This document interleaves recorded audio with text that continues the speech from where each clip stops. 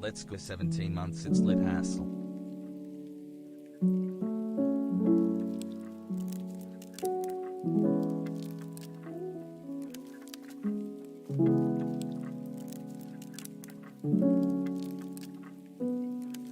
You.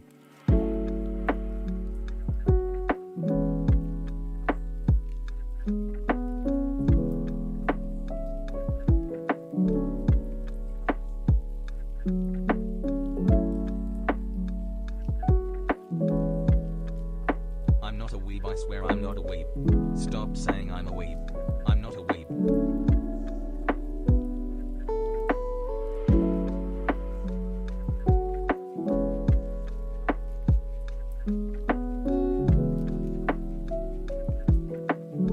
Has jump, has jump, has jump, has jump, has jump, has jump.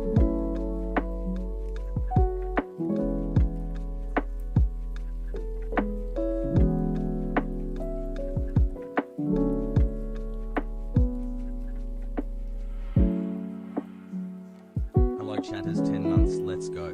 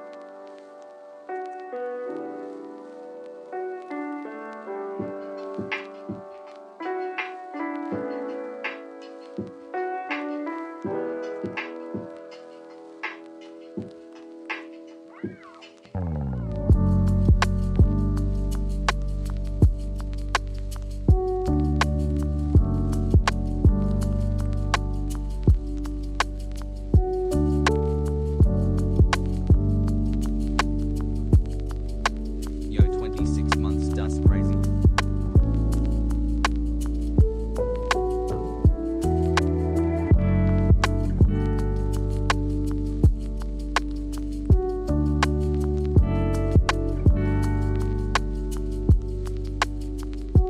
BB hassle, hassle, hassle, hassle.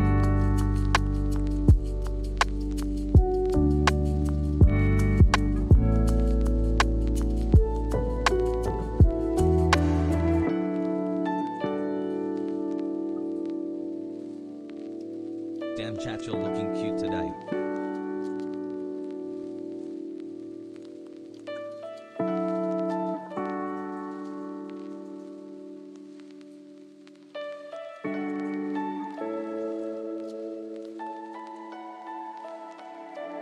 Morning, pals.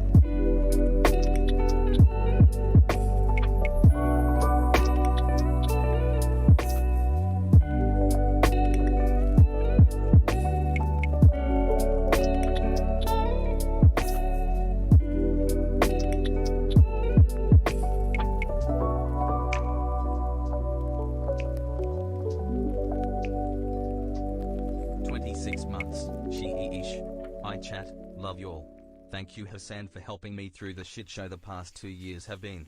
Bad take it HasanAbi. Also your hair is super oily again.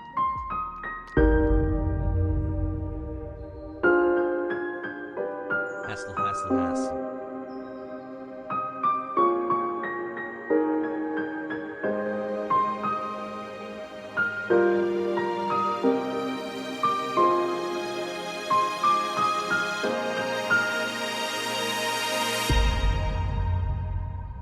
Damn chat, you're looking good. Keep up the good work.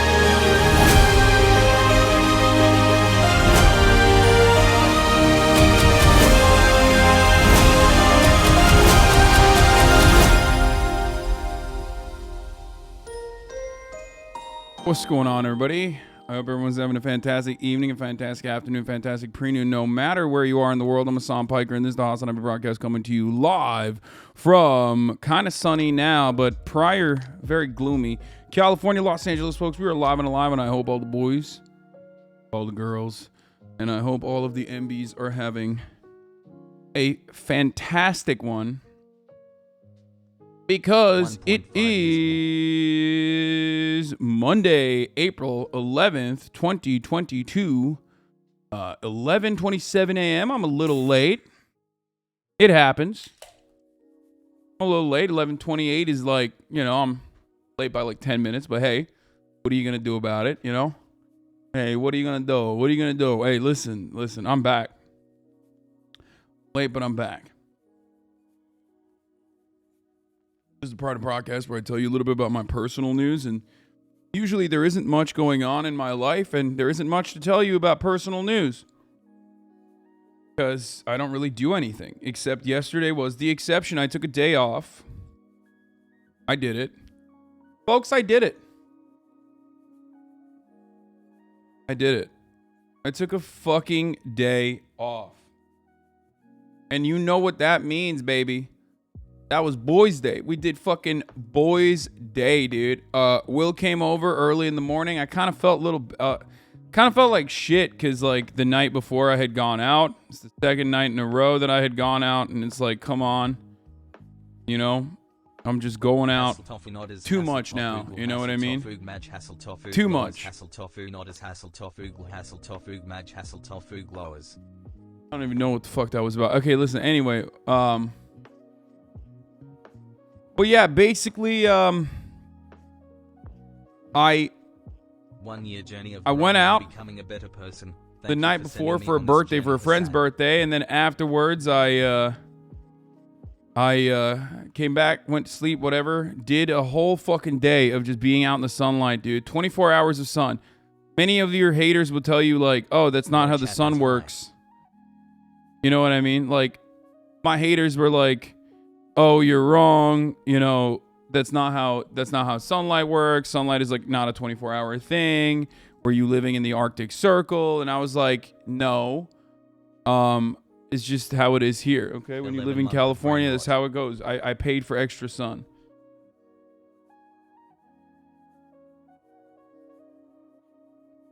Yeah, the Blammo movement rises up today. Published the VOD? Yes, I did. If you fucking tell me that the VOD is not published currently, and like Twitch literally just like refused to publish my VOD, I'm gonna die. Okay, I'm just gonna die. I'm gonna perish because I did actually set always publish VOD before I went live. Okay, so happy birthday to Useless Bisexual and Nate. You offliners are fucking so annoying. Like, immediately, as soon as I come back, you guys are spamming shit in the chat, forgetting that, like, you know, this isn't, I know that for the past 24 hours, this was your chat, you know, but, like, that doesn't mean you have 18 months, boys. That doesn't mean it's your chat when fucking we're doing like normal, you know, broadcast stuff.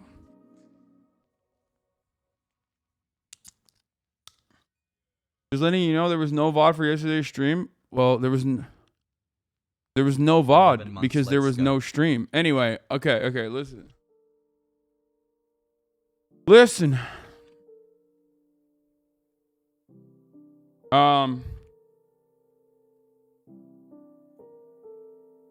Folks, I played basketball. And another day of brain I figured out how to heat my pool. And I'm going to Coachella. And we rented a place already for Coachella, like. So like yesterday was very eventful, very productive, you know? Ball is life. We fucking did the pool. I realized that, like, you know, I bought a $3 million house in West Hollywood with a fucking pool so that I could hang out with my burly, hairy, balding. One of them is autistic and an incel. Friends. Like, literally, just my Norman friends who are, you know, that's why I got the house. Like, it has nothing to do with, like if you were to think, like, oh, man, Hasan, like, you're going to have some babes over. Like, it's going to be fucking sick. Like, no, dude, no. Okay, this pool is just for fucking dudes, okay? Just dudes, just bros. All 5 feet apart, no homo. 5 feet apart, obviously. But that's it. That's, like, what we've been doing. Like...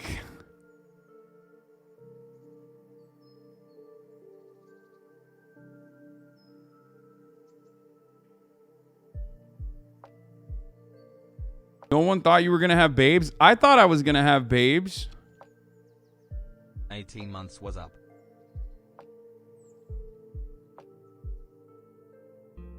That's it, though. Like, we don't have anything else.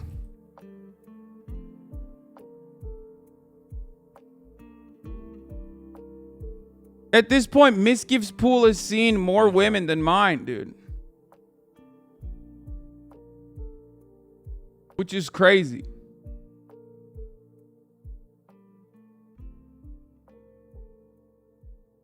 This pool's just for fucking dudes. HasanAbi confirmed gay. Okay, guys, I wasn't around for 24 hours. I suspect this is going to be like one of those instances where everyone's like, oh, it's time. Like, there's so much that I need to show you, and I'm going to spam those things that I needed to show you, even though there's like a million news things to cover because you haven't been doing the news for one day. Almost a year and so you're just going, chat's going crazy. They're like, oh, are you in a good mood? Like, let's change that up a little bit. Let's switch that up. It's too good for my liking in the chat. I got red as fuck. You can't really tell from this. Let me see. Maybe this camera shows it better. Yeah. What is up, chat? You can kind of tell. I am incredibly red, actually. Like, oh yeah, you can tell. Yeah, look at this. Look at how red I am. It's bananas, dude. Look.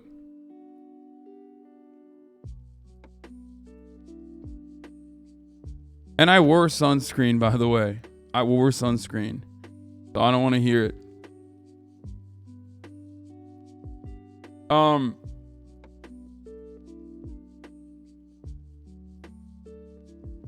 Happy 18 months XOXO. Reapply it, doofus. I did. I don't know why people think that, like, I don't know why people think that I didn't actually reapply sunscreen. I did.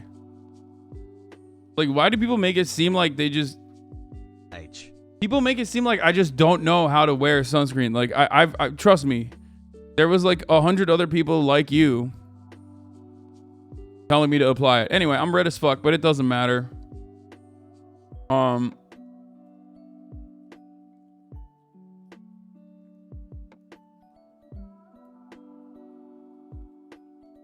Nico ranked you. She thinks you're high all the time. He did buy a house. He did buy a house. Okay. A $2 million house. That looks like a regular house that everybody got mad at. Hasan has never ignored me. Thanks for being you, mate. Has always been friendly to me. has always said hi to me, has always acknowledged my existence, has always been to the parties.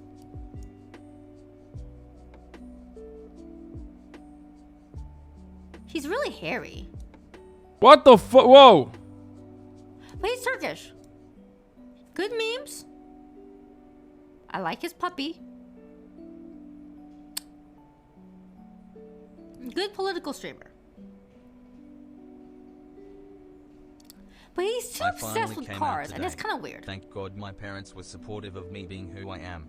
My Wow. grandma was shocked and kind of left He the likes the room. cussy too I hope much. she still loves me after I told He her bought a I house. was That's true. He did buy a house. I can't believe she fucking got me for the hair. That was a demerit. He's back. Thanks for the content. Anyway, is that the new thing? Is that the new thing, by the way, that we're just doing is like reapply sunscreen? Why don't you reapply sunscreen? Is that going to be like the new, hey, fix your volume of the stream? I feel like hella people are just like, I can't tell him that like the volume on the stream is fucked up or broken or something, so I'm just going to parasocially tell him to keep reapplying sunscreen from the internet. My DMs literally are just like reapply sunscreen, reapply sunscreen, reapply sunscreen, reapply sunscreen. I got like thousands of DMs. Yo. Just straight up saying,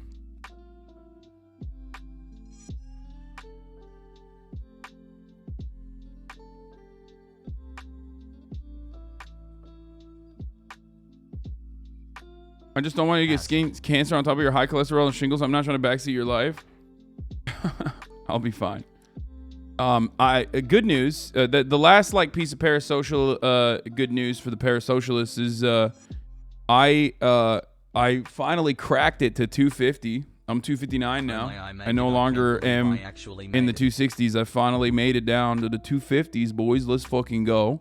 That's good. Really good.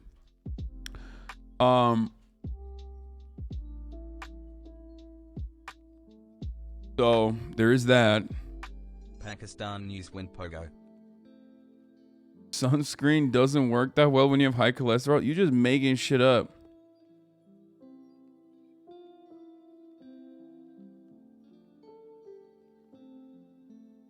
I'm trying to get back down to like 225 at my peak. But that's a long time coming. This summer by like July, I want to go. Dude, if you're this red already, Coachella's literally going to fuck you up. Well, that's part of it. This is part of it. It's training for Coachella so I don't get super fucking brutalized by the sun out there. Dude, can you clarify something for me? You claim you're not a weeb, but you have a weeb t-shirt. Please explain. Okay, dude, listen. I just found this randomly. Wait, this is a weeb shirt? I didn't even know that. Yeah. I don't even know what this is. I like cowboys, so I saw the word cowboy on it and I thought, what is this? Oh, I guess I'll just wear it. Anyway, all right. So that's it. I mean, dude, it was really good taking a day off. I really enjoyed it. I fucking maxed it out. You know what I'm saying? Oh my God. Last thing I got to say, dude, I've been watching that little Japanese baby show and I'm obsessed. Okay. Bro, first of all, I have baby fever now. We back.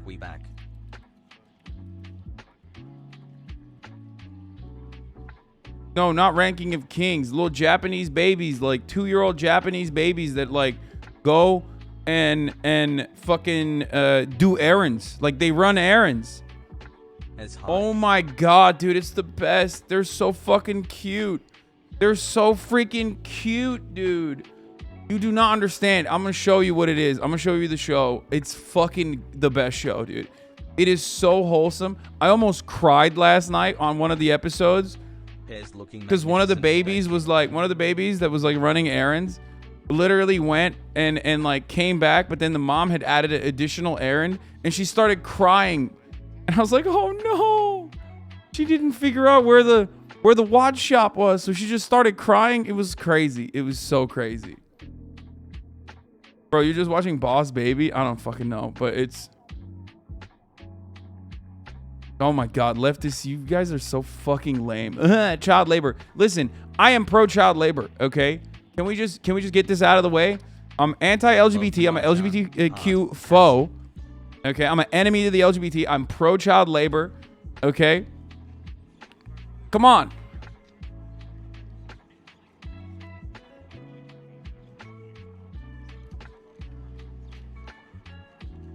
Yeah, no, the show's awesome. I went to the gym with a trainer for the first time in my life now. You inspire me. I'm fat, but at least I'll be poor. Goddamn, trainers are expensive.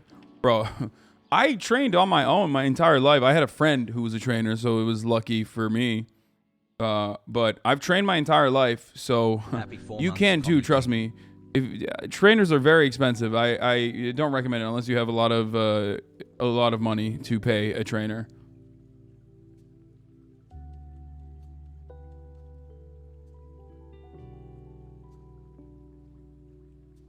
Boys has buff. But yeah. I'm back, folks. All right, let's blast off.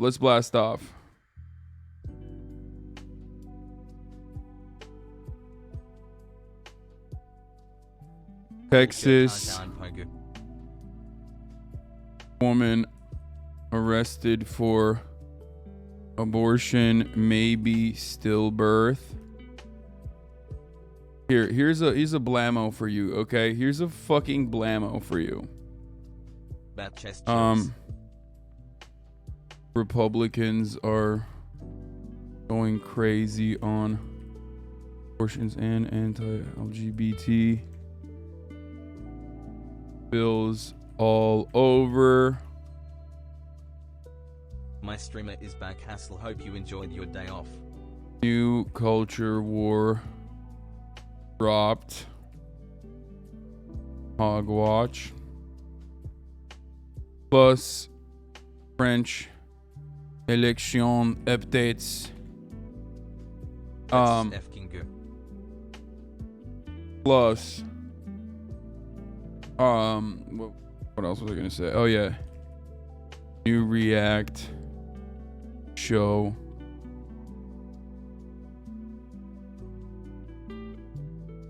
$14 Now I just need the PO box to be opened and I can be fed. New React show with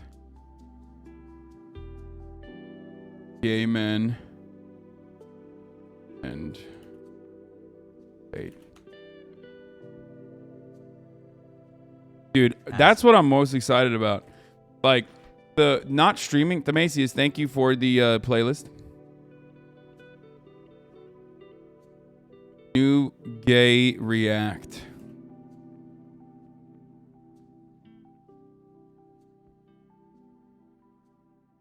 Plus gay Among Us. Reality. So get in now. I'm not kidding.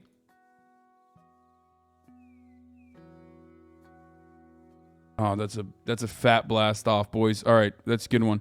I'm not kidding when I say this. One of the worst parts about being away from the stream for 24 hours, as you guys know this already. I hate it. I despise it. It like breaks my brain. All right, here it is. Blast off, blasting off. Let the people know. Let the friends know. Let the foes know. Oh, Maya's gonna be coming over potentially. Secret guest later. I literally was like, yo. You saw that in the chat, pay him reparations for stealing the joke. Hey, dummy, we made the "this is gay Among Us" joke like a million times over already. The chat is just literally repeating the joke. I stole that joke back on, Saturday when I first watched it, and then someone in the chat made that joke. So the other guy is literally stealing it from someone else.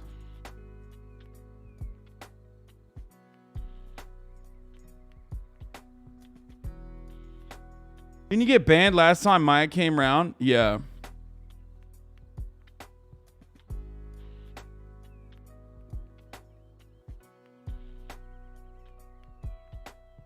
But yeah, and I'm going to Coachella, like I said. I'm going to Coachella. Her podcast with Q is insane last night. Yeah.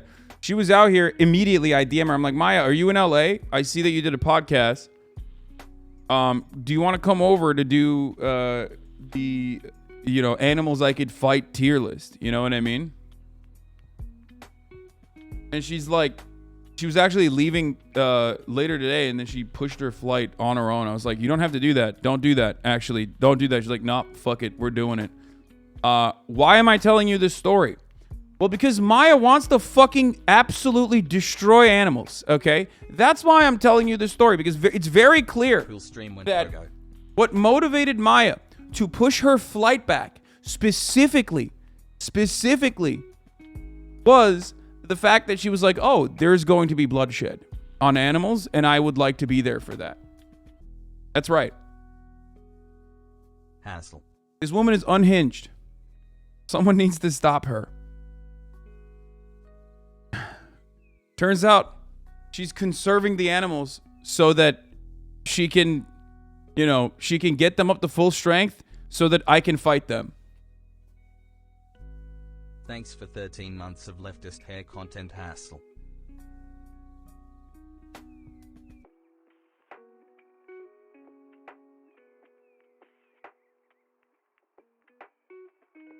Anyway, yeah, she's actually conserving animals for evil.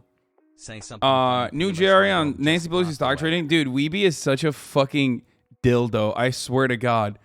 This fucking guy, literally, he was the main, like, why don't you play video games? Why don't you play video games, Andy? And now he's turned into a JRE Andy, okay? Straight dildo. Like, all the time sending me fucking Joe Rogan, Bill Maher, and Tucker Carlson clips. Loves it. He loves it. He's like, please. Dude, Planet Straight is basically a Jubilee video, turned it into a whole ass series. Yeah, and it's fucking awesome. Oh, shit. We're going to talk about the total COVID lockdown in Shanghai, too. Dude, it is fucking bananas out there. What the hell? Like, I had people hitting me up. Like, Andrew Schultz hit me up. He was like, so what's up? Is this like fucking, you know, Western propaganda? And I was like, I don't think so, man. I mean, obviously, there's always Western propaganda no matter what. Anytime you utter the word China, there's going to be like a Western slant to it. But shit looks fucking crazy. And yeah, Pakistan news as well.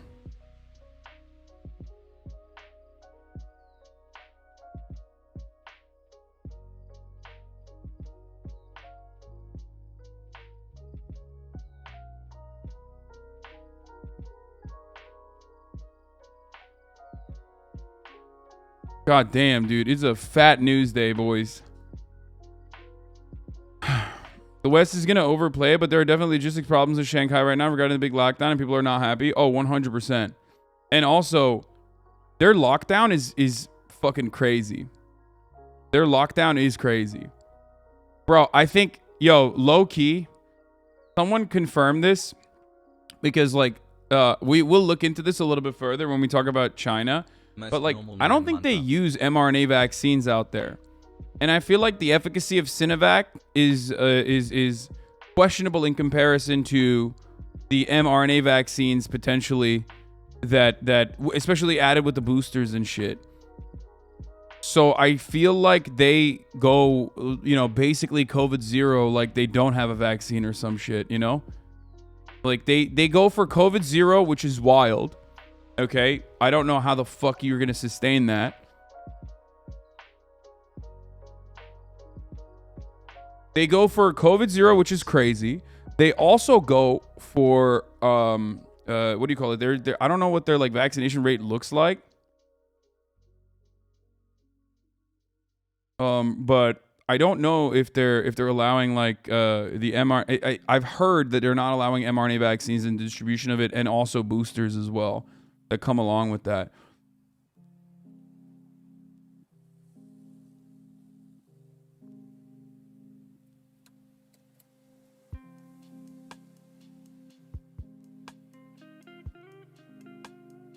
Their vaccine has like a 98% efficacy rate. Well, they're not treating it like that. I'll tell you that much.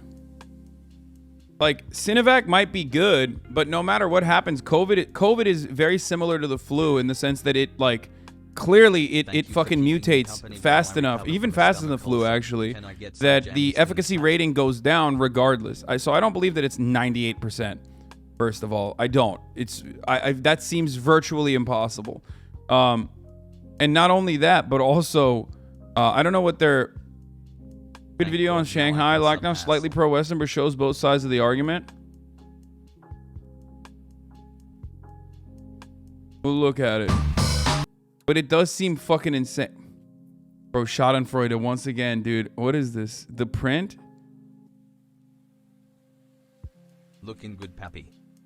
Cut the clutter with Shekhar Gupta. Schadenfreude always hits me with the fucking with the Indian tip every time. My man is my go-to for Indian resources. I swear to God. You are straying from core Marxist-Leninist values. I mean, I respect it. What's up, spam videos? I mean, no. No, but it's good. It's good to get. Hockey ass, 98%. Wait, what?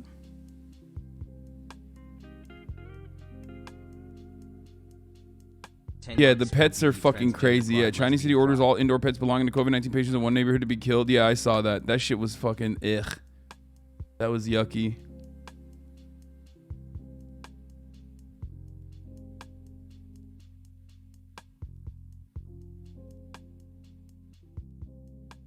I have a friend in China and he says that Shanghai people are acting entitled and it's their own fault. I assume this is how their media is portraying it. Oh, damn. Okay. It's lib as fuck. It's good. Ask other chatters. Okay. Let's continue.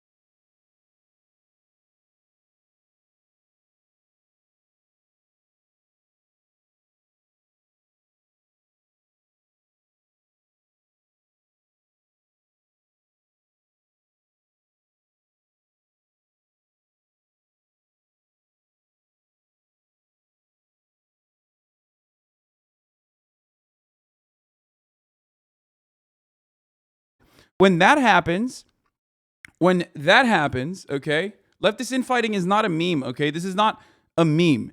This is not leftist infighting. This is deliberately organized spoiler parties to effectively remove any kind of like semblance of a social democratic left from power, okay? That's it.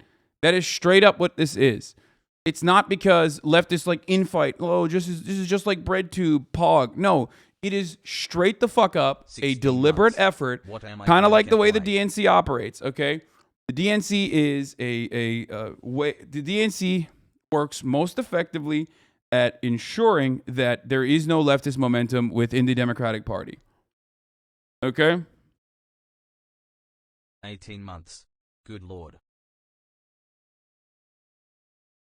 It's almost like the left should unify behind social democrats to replace neoliberalism. Yeah, you're right, actually. Mélenchon, who is not a social democrat, should unify against the social democrats who can't even make the fucking 5% mark. What a brilliant attitude from this guy, dude. I mean, that's great. Yeah, you're right, actually. Like, in order for the left to win, they should actually put support. Like, the socialist in that situation should place his support behind the Social Democratic Party, which is not even a fucking Social Democratic Party that can't even get 5% for fucking state funding. Like, not even a legit goddamn fucking party in any capacity at this point. And for the record, from what I understand, Mélenchon has tried to do that regardless, and it fucking failed regardless, because the entire purpose of those fucking goddamn parties is literally to play the role of spoilers, okay? That's it. And someone like Mélenchon is not going to be a socialist in power. Like, that's not how this works, okay? At most, these socialists will enact social democratic policies in countries like France. I'm not saying that it's going to be like, Viva la Revolution. Okay? That's not how it works.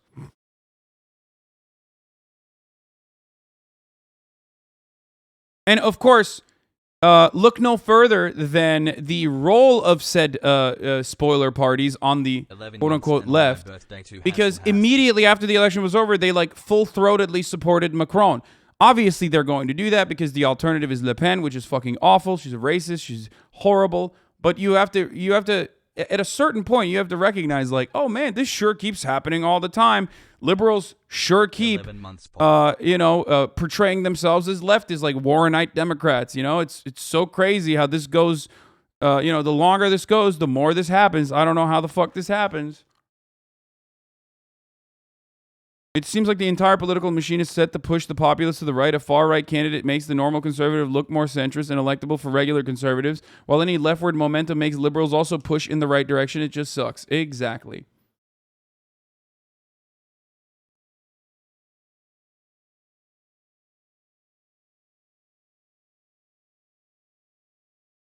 "10 months, you fools." So the other part of the problem is that Macron, the reason why he didn't even perform as well as he did last time around, and is like kind of, I mean, it's kind of an interesting predicament for France in this runoff now, is because he didn't even fucking do anything. He didn't even campaign.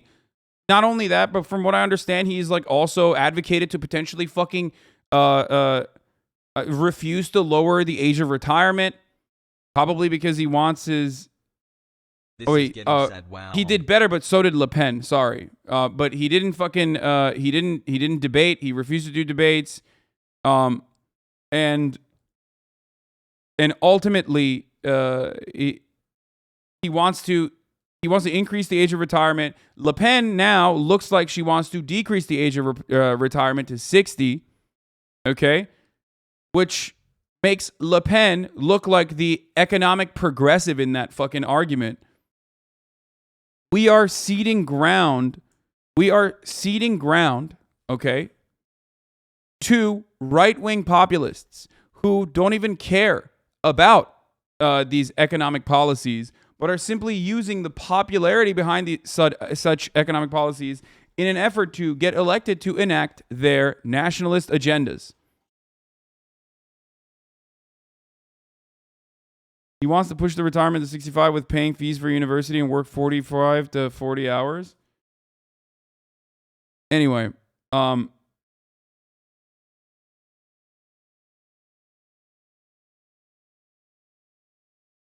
tried to make it seem like Le Pen was more left than Macron. Obviously, she's not more leftist. She's not a fucking real leftist. Or if she is, she's a national socialist or a nationalist.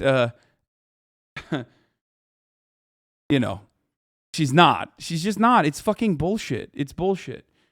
It's also, you know, Nazis. Like they are. It's just Nazi shit.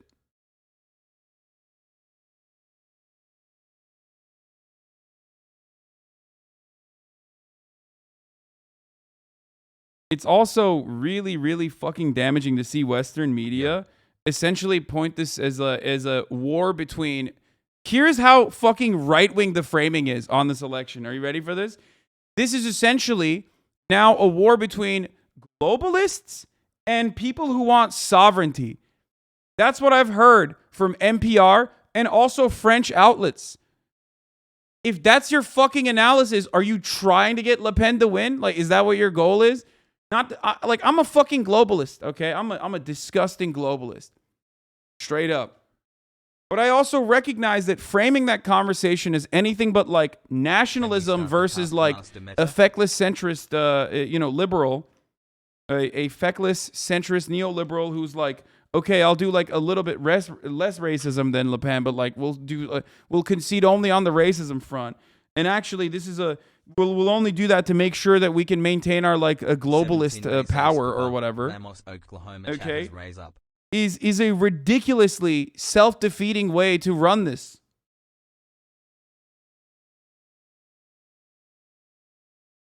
And also, I despise the fact that even Mélenchon has like unfortunately a lot of Le Pen supporters, and part of that comes from, again, you know, French politics being a little bit different than American politics in the sense that like they don't have the Bernie style. Their Bernie doesn't have. I'll just say it this much. Even though Mélenchon is like pro-immigration in comparison to, of course, especially in comparison to fucking Le Pen, you know, there is the supporters themselves are a little bit different. Zay had some interesting analysis on it too. When you see the French first round election results come in later today with a likely Macron-Le Pen second round, remember that Soc Dems and Greens could have easily voted for the leftist Mélenchon to prevent the fascist Le Pen from going through, but they pretty much prefer that matchup. The other part about this is that like Mélenchon versus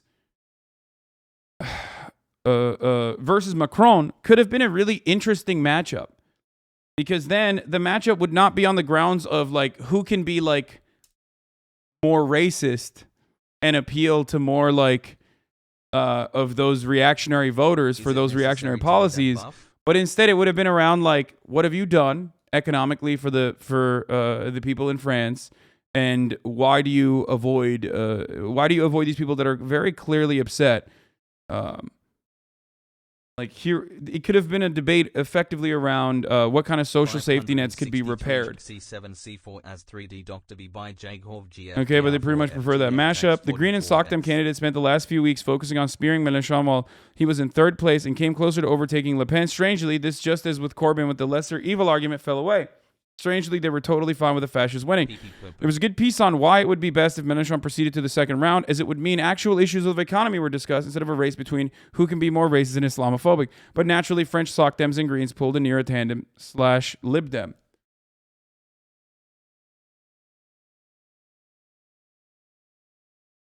18 months, thank you, Arjan Hassel. They love that shit. People who like fucking mask themselves as like progressives, leftists.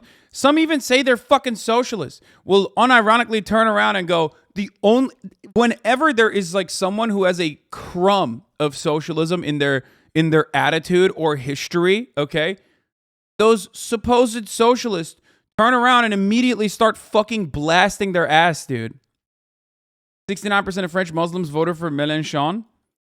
Dude, France is so interesting, politically speaking. There were reports. I don't know how fucking real they are, but like there are reports of like fucking some subsect of the French Muslim population that is also like Le Pen supporters because they don't want Muslim immigration or some shit. What the fuck? I don't know.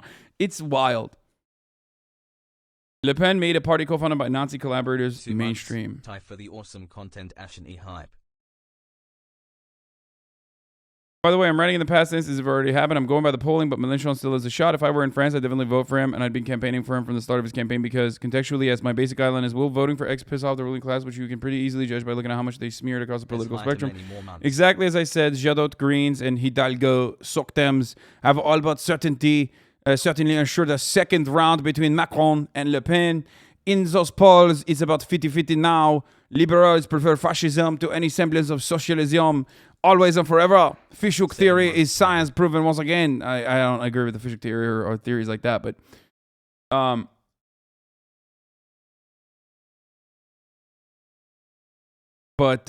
yeah, Macron's the incumbent.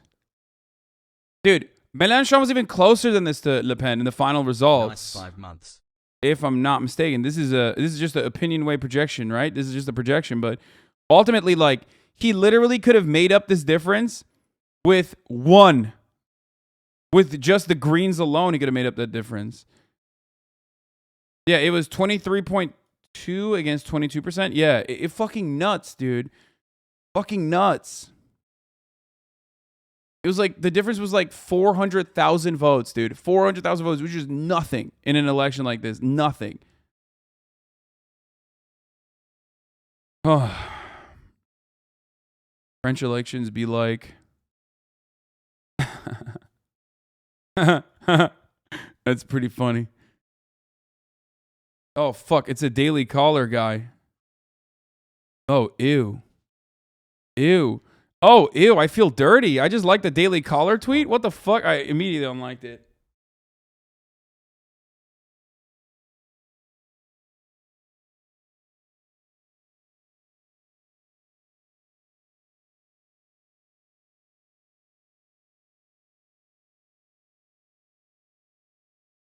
With devastated Mélenchon supporters outside his campaign headquarters, with 20%, he did better than the polls predicted, but he crashes out of the French presidential election, and now it's Macron versus Le Pen. Also, at this point, Mélenchon has not said that you should vote for Macron, but has actually mentioned that, you know... Anne would be a great grandma. That has actually mentioned that you should not vote. Not a single one of the votes cast should go, from his supporters, should go towards... Marie Le Pen.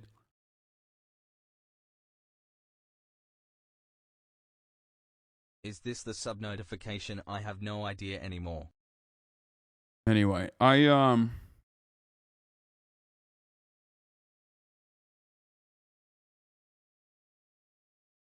it's weird, man. It's weird to think. But White people sad. Oh, this was a Muslim majority French overseas territory. Oh, this is the one you were talking about. Marine Le Pen was apparently greeted with cries of Allahu Akbar by supporters in Muslim majority Mayotte, which supports her cause. They don't like immigration from Comoros. I don't know how real this is, but it just seems fucking insane, dude. But they do love her. There is this video. Look at this.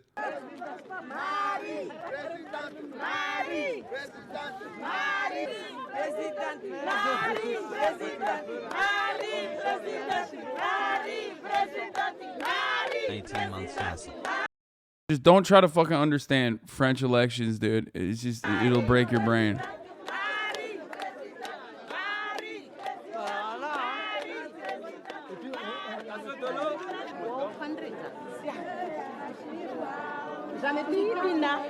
What show?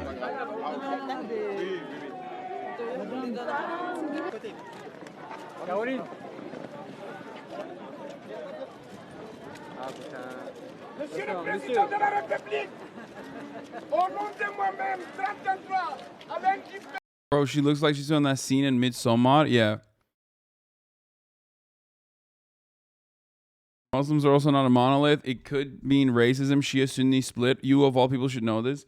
Dude, what the fuck do you mean? Like, yeah, there are, of course, like Shia Sunni splits or whatever, but if you ask a fucking Iranian or you ask someone in Afghanistan or you ask someone in Iraq, how they think about America, for example, they're gonna have the exact same attitude. Okay, like literally the fucking like yeah, that's Muslim people business. Like yes, a lot Muslims hate each other. Okay, of course, obviously, but we're talking about like an outsider and what the opinion of Muslims are would be on an outsider, which is like.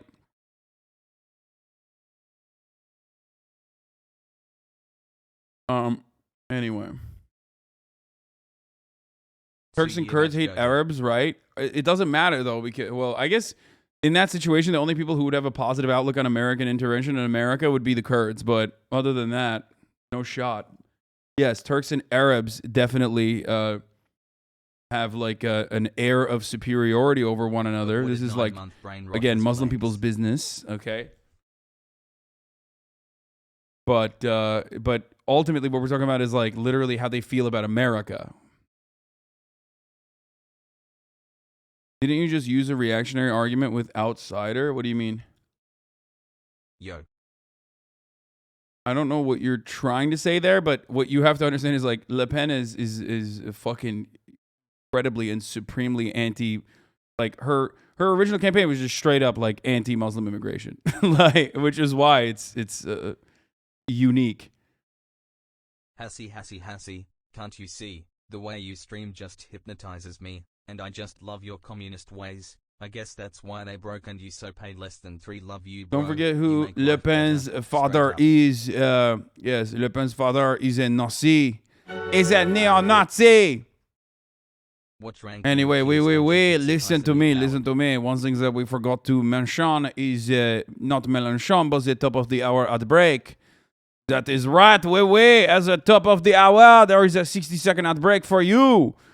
And if you no longer want to see those ads, all you need to do is subscribe for $5 or $6 now. I don't know. Or for free with that Twitch Prime.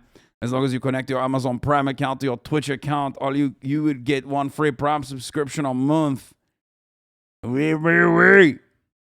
I don't know why I sound like Fat Albert. Hong.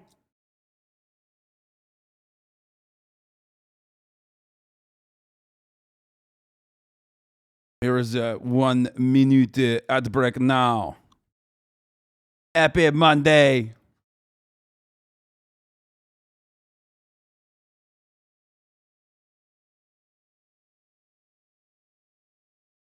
Le Pen had a French rhyme in her campaign pamphlet all voters received that essentially meant all thugs will go to jail, prison, and all foreigners will go on a plane, avion. You're Frenchophobic? Dude, I am so Francophobic. Dude, are you kidding me? Make sure to reapply sunscreen at Chella, my dude. Yeah, yes. I'm an enemy to the French people, okay? I'm an enemy, I'm a foe. I'm a foe to the LGBT community, okay? And also an enemy of the French. Days are going great, chat. This baguette phobia is intolerable.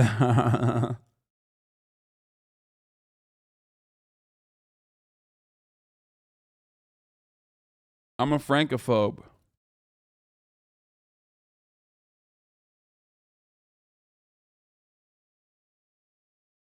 And I'm pro-child labor. Your anti-French and British attitudes make my day. Yes.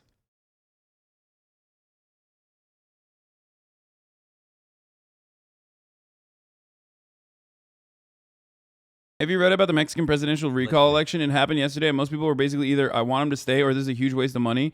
Could be an interesting topic to cover later. Yes. AMLO made a campaign promise that he was going to do a referendum and give the opportunity to the Mexican people to potentially recall him, if need be. Okay? So he followed through on that promise, and he did a recall election, or rather like a referendum basically on whether you should recall AMLO or not. And he won 97%, except one really important part of this was that the 9 months in Blam Nation. the voter participation rate on that election, on that referendum, was 18%. 18% went out to vote for that referendum. 4 months, what's good?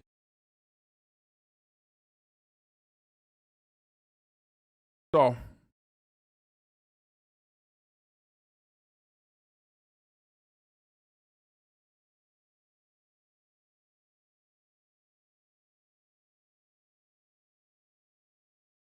I went to Paris with my family in 2016, and a smoking record store owner was making fun of me for being Middle Eastern and American. And when I brought up Le Pen, he was in shock that there are Americans who read. Just felt like sharing this as it seems like a meme, but I'm not lying or joking about this interaction. Yeah, I mean, everyone in Europe loves. That's why all the European endies love coming in here and being like, "Oh, cover our news, please. We want you to cover the French election." Or, you know, yeah, exactly. Look, True Delusion. Still waiting for Pakistan. They love it, dude. They love, because no one cares usually, because they all hyper focus on American news for the most part. So when someone in America like knows a little bit about what's going on in their country, they're like, this is crazy. Pakistan and Europe now, man, shut the fuck up. You know what I mean? It's not just EU. It's just international. Okay, not America. This is QC Insurance Incorporated. We wanted to talk to you about renewing your policy.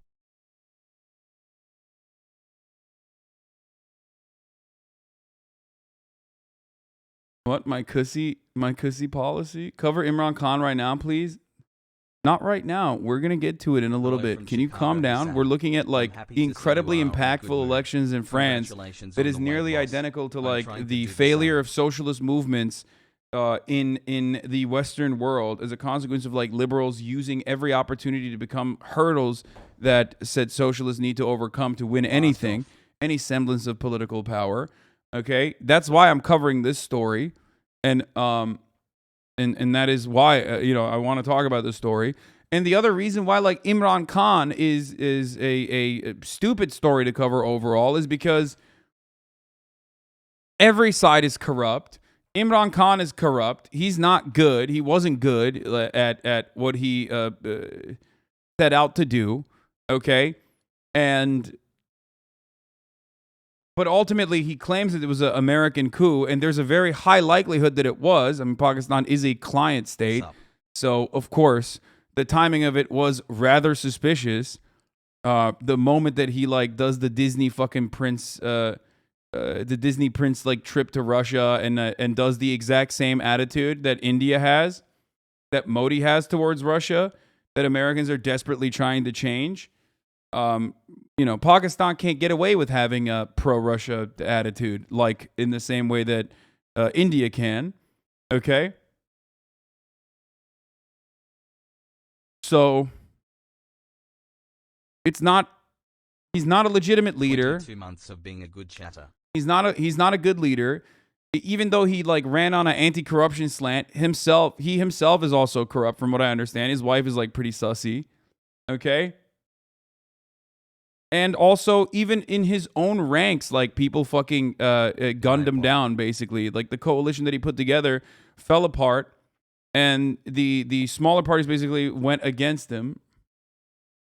It's just terrible. Like Imran Khan is not good either. So it's like a weird thing to cover because I don't know. I mean, the alternative is not. Who knows what the fuck's gonna happen? The alternative, the dude is also the person that they voted in a position of power instead of Imran Khan after the vote of no confidence is also fucking literally a bad guy. He's not a good dude either, from what I understand. So it sucks. It all sucks. You embrace are my favorite anarchists. Thanks you guys for introducing me to Bellingcat. Please stop lying to your audience about Imran Khan not being a good leader. He literally captained their World Cup winning cricket team. I know nothing of his politics.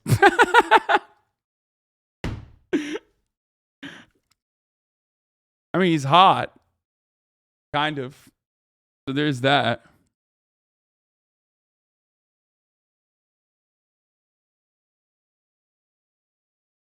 I love that, like, the counter to, like, coup claims, however, with Imran Khan is, where's the proof? Is there written proof? And it's like, yeah, dude, because America always, there's always a paper trail. Like, America famously, yeah, if you want proof, I guess we have to go on a fucking time travel machine 20 years into the future when they declassify, and the CIA flexes that they actually facilitated this regime change. Only then will we find out the proof, but at that point, it's too fucking late anyway, so it doesn't even matter. Okay?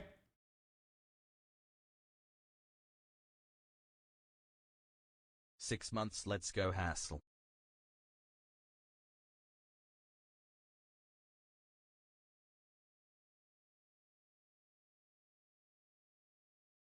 Corruption index ranking went down with Imran Khan. The new PM is out on bail on a money laundering charge. The state of Pakistan is literally just as a military and intelligence apparatus that sometimes moonlights as a governing body for its people. The richest province in Pakistan ranks lower than the poorest province in Iran. Pakistan, Balochistan on the HDI. These are neighboring nations is so bad. Yeah, Pakistan is a client state of the United States of America, which is why it was laughable that we had no idea that Osama bin Laden was literally next to the Pakistani Annapolis the entire fucking time. That's so crazy how they were able to do that. If Pakistan wasn't like a forward operating base for America and American intelligence, it would literally, they would not have been able to get away with, like, I don't know, flying Black Hawks through its fucking borders and actually dropping one of them on their effort to go supposedly kill Osama bin Laden, who was literally next door to the, largest military academy.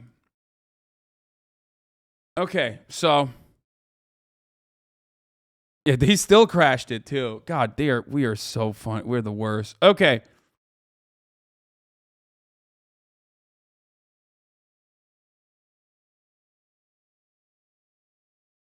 Osama's still alive? No, I'm just memeing. Like, he's probably dead. Yo, Hasan for 9 months of great content and saving me from the JP pipeline. Keep it up, man.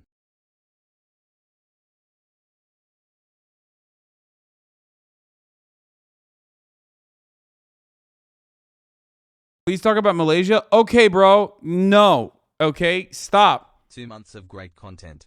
Why will I not talk about Malaysia? Because I don't know anything. And also, let me tell you something about Malaysia, okay? You know who should cover Malaysia? Ian Miles Wrong.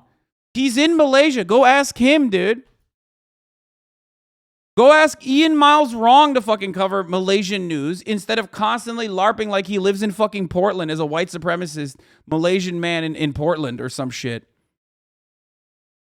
You're an idiot. You're an idiot, bro. Degenerate.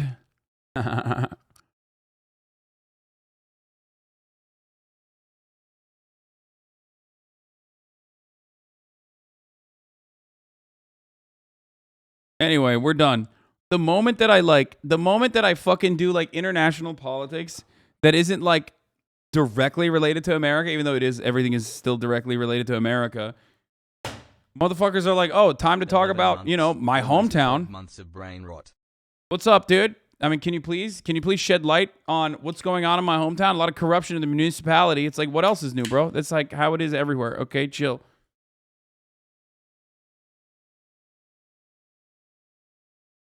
$16 months OMG hassle. Yeah, I know. John Fetterman is dog shit with his last take. Even though I still love him, he's awful. Okay. I've interviewed a lot of Mélenchon voters, and a lot of them simply won't vote in the second round. They think Macron isn't just the president of the rich. They think he's also indulging in racism. His interior minister declared Le Pen soft on Islam. Mélenchon takes the stage. The mood is defiant because he surged during the campaign. And some believe that lays foundation for the left in a future election. Bitter truth is a divided left allowed Le Pen to beat Mélenchon into a second place. Not a single vote for Le Pen, declares Mélenchon. That's important because though most Mélenchon voters won't do that, more plan to than in 2017. These are voters who are angry with what they see as a broken system and found Mélenchon a more convincing champion. Young Mélenchon supporters chant anti-fascist and anti-capitalist slogans.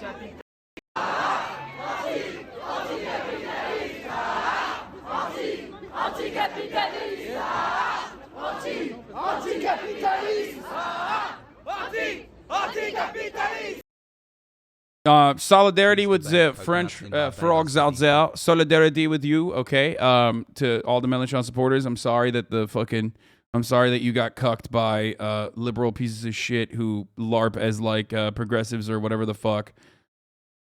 You just gotta keep trucking. Hi. At least you're closer. Let me just say something. At least you're fucking closer to like actual power. And an actual movement than we are here in the United States of America worth nothing. We have nothing. Like we have 4 months in Blamo Nation. Dude, one of the other things about like multi-party systems and parliamentary systems and these kinds of elections in France, for example, or even in the UK, one of the most hilarious parts about elections in Europe is that they think that they're like above America because they have multiple parties, right? But ultimately, they still come back to the exact same American-ass fucking bullshit of like neoliberals. Hasan Piker's PT, he's really popular in French overseas territory, Mélenchon.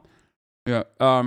It ultimately still goes back to neoliberals who are like, oh, we'll do a little bit of racism versus the actually racist person. But love being chilling. But the super racist person. It's literally just the same. It's America, okay? It's the same. It's the Democratic Party versus the Republican Party. What changed? What changed, France, huh? You want to act like you're so high and mighty and so different, okay? And motherfuckers are still like, they don't care. They're not paying attention. All the fucking attitudes still align with like neoliberal centrists. That's how it is. No matter what happens, you're still voting either for the neoliberal centrist or you're voting for the fucking racist who's also a capitalist regardless. 14 months, Pog. Still upset about our places? What? No, dude. Oh my God. Come on, stop. I make fun of French people all the time. Jesus Christ. It's completely irrelevant to this conversation that we're talking about.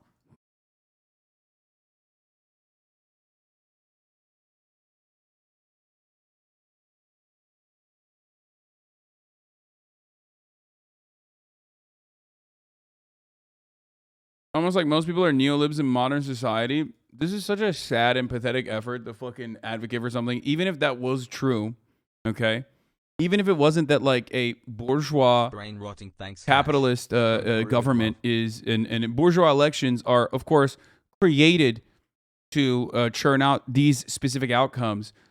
Even if that is, even without thinking about it from that point of the country, point of the conversation, is it good?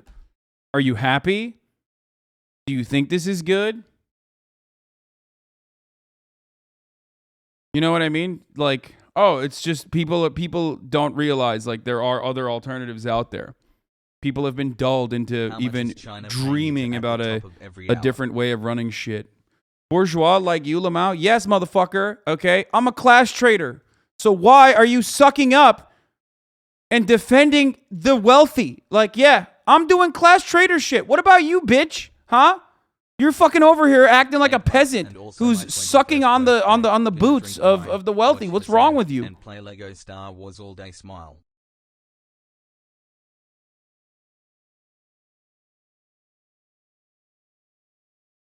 How about that? Peepo has due time blammo.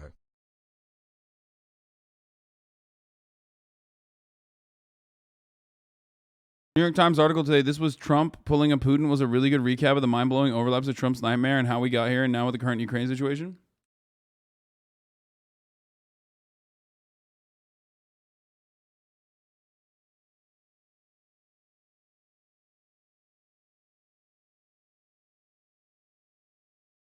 Some people online literally call themselves neolibs so they can be on the side that wins the elections the most. I've seen people literally say that. Oh, that's awesome. That's cool. That's because you don't have any convictions. That's it. When you don't have any convictions and when you don't have any like when you have no moral basis for how you live your life or how you think government should be run and don't care about the empathy because you do come from like a relatively privileged background, or you're fucking brainwashed into thinking like it's all just about your team sports winning, then yeah, it's a defeatist attitude. You've already given up. It doesn't make a difference whether you vote or you don't vote in that situation. You know? Hey, chat. Hope you're all having a great day, transgender pride. Just join me. This is the fault of the Communist Party, the Socialists, and the fucking Green Party. If they'd backed Mélenchon, we wouldn't be here. I know. But even then, I mean, who knows? The kinds of smears that Mélenchon would have gotten would have been fucking ridiculous. Anyway. By the way, now that they've ensured a Macron-Le Pen second round, they're going to browbeat everyone on the left if they even dare suggest they will abstain and not vote for that light-fashion neoliberal scumbag Macron. Lesser evilism only applies to them. The entire thing is a con. Yeah. Let the brain rot begin.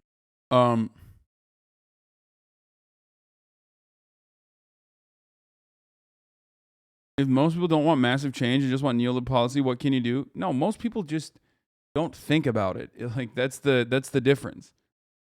Even if you are sure your alternatives are better, you need more people on your side. I don't disagree with you. That's why I do what I do.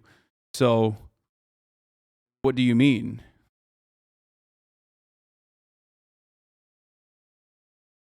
It's like America is a great example of this. What, you think like people fucking vote for the Republican Party because they're genuinely, I don't know, interested in like banning abortion or whatever? Or like killing every fucking immigrant possible? No, you want to think that if you live in, you know, one of these like one of these fucking liberal havens, and that's what the media is telling you, but that's not the case. Most people don't give a shit. Most people don't vote. The plurality in this country doesn't vote because they have recognized that this system doesn't represent their interests regardless. They're like, I'm working. I fucking do retail. I work in retail. What the fuck do I care whether Joe Biden or Donald Trump wins? And motherfuckers still come in here and try to tell me, like, no, it's actually like these designated people who are, you know, they're just like consistent neoliberals. No, those people would fucking sway with the winds. If MSNBC was churning out socialist propaganda, let's say, laughable, and CNN was, you know, pumping out socialist agitprop on a daily fucking basis, and the Democratic Party was like, you know, led by workers' councils or some shit, then they would literally just be like, I guess I gotta vote for these guys.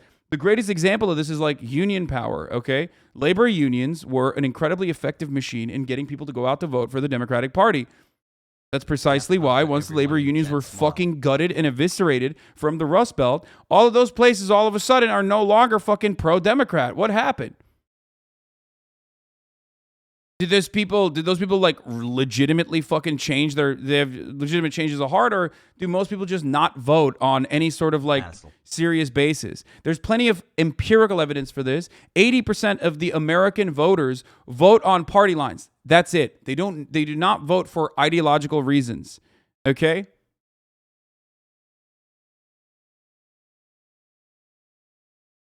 They don't. 20% of voters vote for ideological reasons.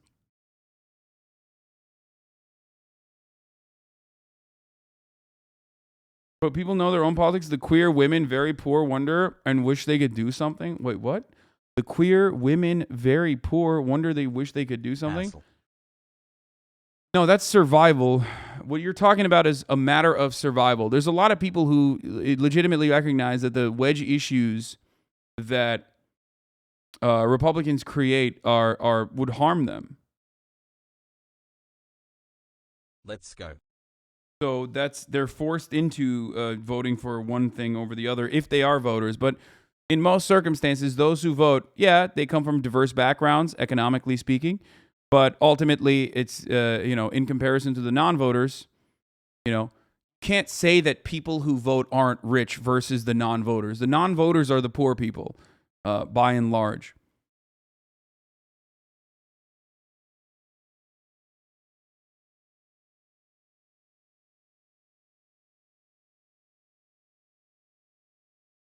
$14 pogo. 2 new polls on the French presidential election. One, opinion weight, Macron 55%, Le Pen 45%. IFOP, Macron 52.5%, Le Pen 47.5%. In latter, voters are for defeated left and conservative candidates, all roughly twice as likely to opt Macron than Le Pen, but many non-voting. Now, some will say that many who are non-voting were just non-voters.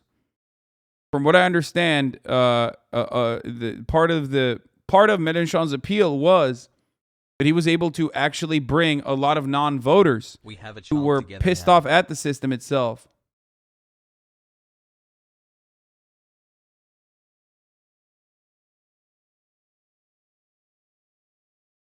I love this. The lol what sure non-voters. I mean, it was a failure on Bernie's fault. On Bernie Sanders' campaign. 17 months. Yes, Bernie Sanders' campaign failed to activate non-voters in the same way that they were able to in 2016, and even then, it was not enough. The amount that they were able to activate was not enough, especially because primaries are like not.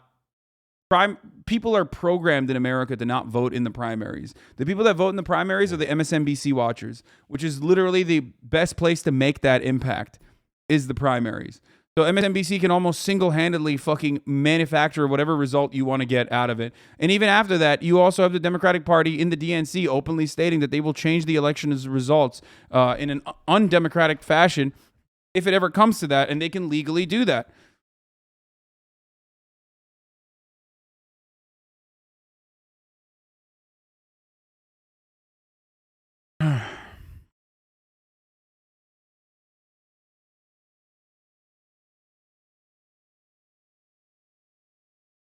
Don't watch MSNBC and I vote in the primaries. Dude, you're in here, okay? Shut the fuck up. You're in here. Don't you consider yourself to be in a unique situation than like the average American voter? Do you think that this is... Let me tell you something. Do you think that this community right here of 30,000 people who like literally fucking come in here and like learn what's going on in the world, you think these people... You think we have any like... You think we're similar to anyone else in American politics? What are you, crazy?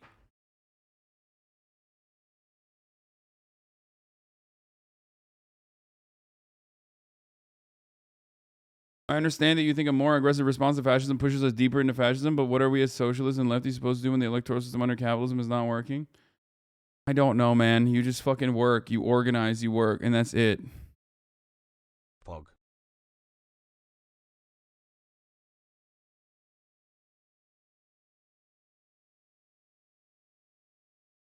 Russian pro karting driver just sig heiling on the podium. Yeah, I saw a video of it. Yeah, fuck that guy. Where's the popular front at Pog?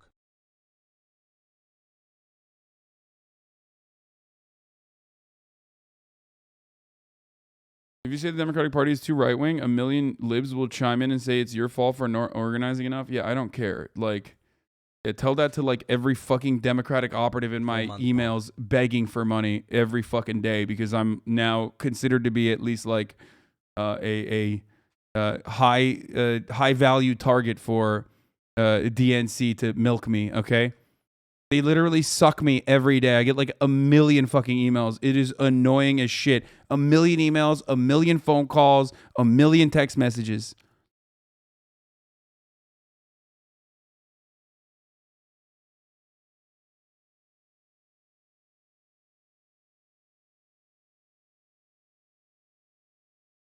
Anyway. I am hyperfixated on a dead meme. Please help me overcome this.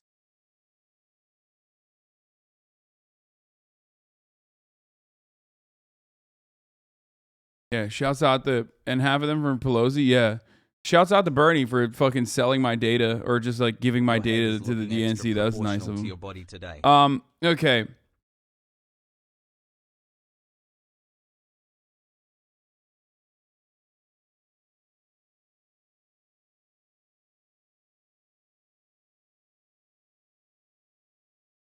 "5 months. Do Transformers live the Cussieverse?"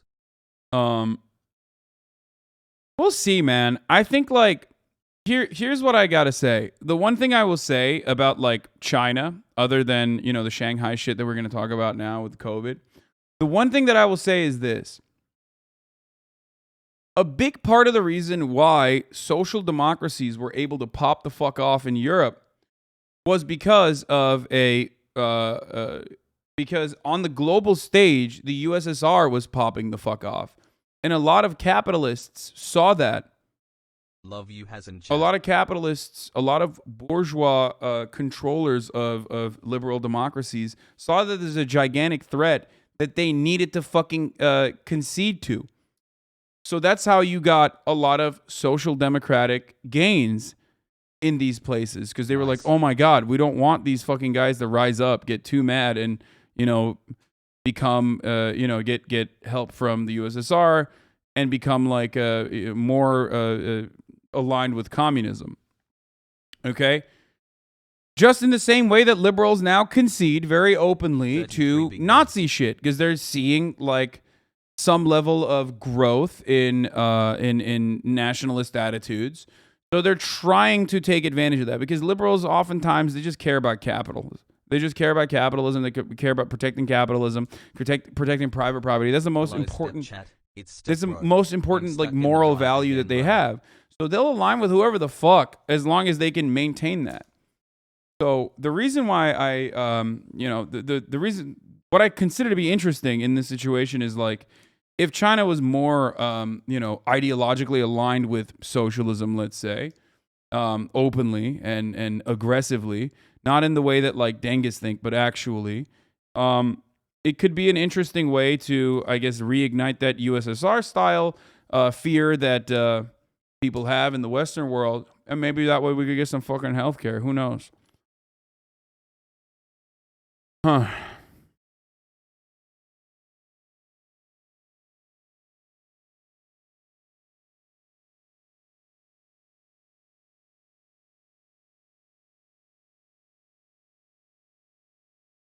All right. Let's get to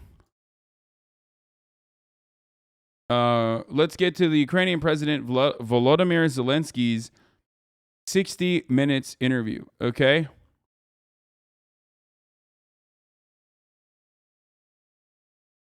Six months, hell yeah. Oh, but hold on. Before we do that, I got to show you guys this. And Whitcomb was on GB Live on the big question. Should we bring back hanging? And Whitcomb said, the big question, the most important question of all time on this day today is, should we bring back hanging? That is a big question, dude. That's what I'm always thinking.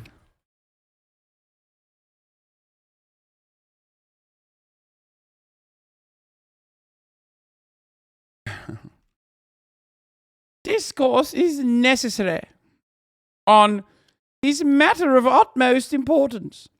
Should we bring back hanging? As high. It's likely Act Blue sells that info. Now your campaign. I don't know. Whatever. All right. We're going to do that now. We're going to do the Volodymyr Zelensky 60 minutes interview. With the Russian.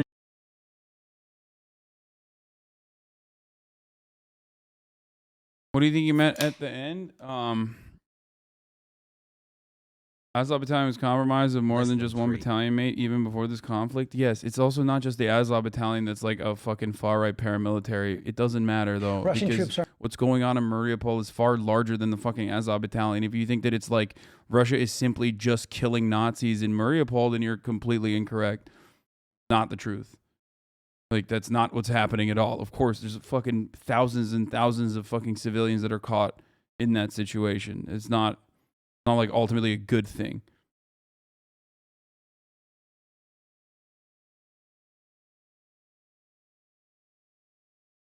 I hate advertisements.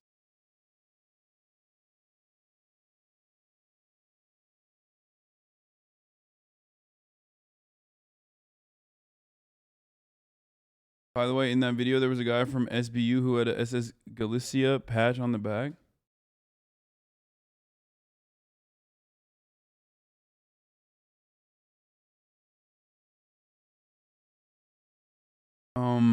Yeah. All right. Russian offensive on the horizon in Ukraine.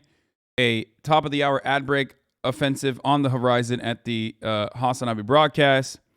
The way to defeat the Russian offensive on the horizon on the Ukraine is way more complicated than the way to defeat the top of the hour ad break, which is by subscribing for $5 or for free with a Twitch Prime.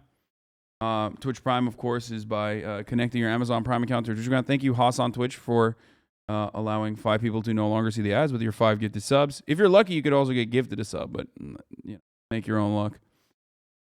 Here's the 1-minute ad break now. Yeah, we're burning through the midnight oil here. We're burning through these fucking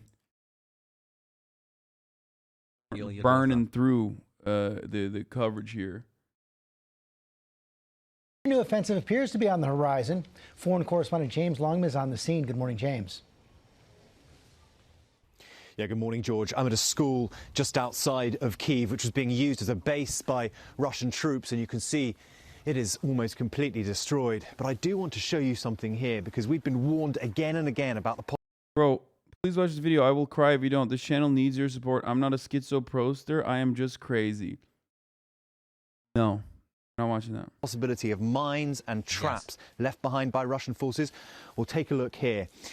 You might be able to make out the string, which is leading right up onto the handle of the front door. Now, we have no real way of knowing, but it might be that that string is attached possibly to a grenade, some other kind of explosive, which is hanging on that handle. And as soon as you pull that string, it could come out and the explosive goes off. Now, this is a real danger. There are dangers like this across this part of Ukraine.